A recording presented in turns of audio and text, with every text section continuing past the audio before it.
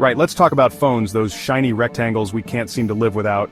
We use them for everything, texting your nan, ordering a takeaway at 3 a.m., even pretending to be interested in someone else's holiday photos. But have you ever stopped to think about what your phone knows about you? And I'm not talking about your embarrassing search history, although delete that. Imagine this, you're chatting with your mate about that weird rash you've got, sorry for the visual. Suddenly, bam! Your phone's blowing up with ads for antifungal cream. Coincidence? Maybe. Or maybe your phone was actually listening, gathering your personal info like some sort of digital stalker. Now before you wrap your phone in tin foil and bury it in the garden, let's be clear, phones aren't necessarily spying on us in some nefarious government conspiracy. It's more like they're really nosy roommates who can't help but eavesdrop on your conversations, and they use that information to sell you stuff. So how do they do it?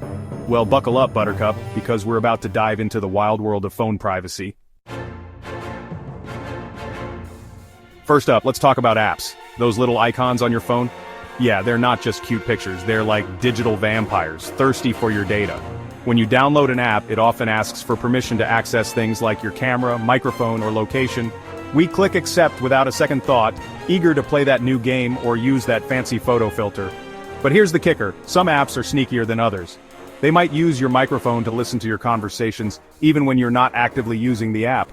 They say they're doing it to personalize your experience, but it's hard not to feel a bit icky about it, innit? And then there's the data they collect about you. Your browsing history, your contacts, even how much time you spend scrolling through cat videos, no judgment. This information is valuable gold to advertisers who use it to target you with personalized ads. It's how that antifungal cream magically appears on your screen after a private conversation about your rash. But wait, there's more. Your phone doesn't just listen to you, it also knows where you are at all times. Thanks to GPS and Wi-Fi, your phone is constantly sending out signals that can be used to track your location. Now this can be handy for things like finding the nearest pub, or avoiding traffic jams, but it also means that companies can build a detailed picture of your movements, your habits, and even your daily routine. Think about it. They know where you live, where you work, where you go to the gym, or maybe just the pub. They know what time you wake up, what time you go to bed, and how long you spend in the bathroom. Again, no judgment. That's a lot of information about you floating around in the digital ether. So, what can you do about it? Well, the good news is that you're not powerless. There are steps you can take to protect your privacy and tell those nosy apps to back off. First things first, read the permissions before you download an app. Do they really need access to your microphone, camera, and entire contact list just to tell you the weather? If not, don't give it to them. You can also go into your phone settings and adjust the permissions for apps you've already downloaded. Next up, limit ad tracking.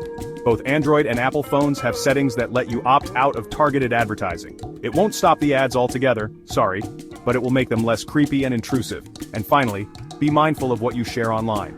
The more information you put out there, the easier it is for companies to build a profile on you. So, think twice before you post that selfie with your new antifungal cream, unless it's really working. Remember, your phone is a powerful tool, but it's up to you to control how it's used. By taking a few simple steps, you can take back your privacy and keep your digital stalker at bay. Now, if you'll excuse me, I'm off to wrap my phone in tinfoil, just in case.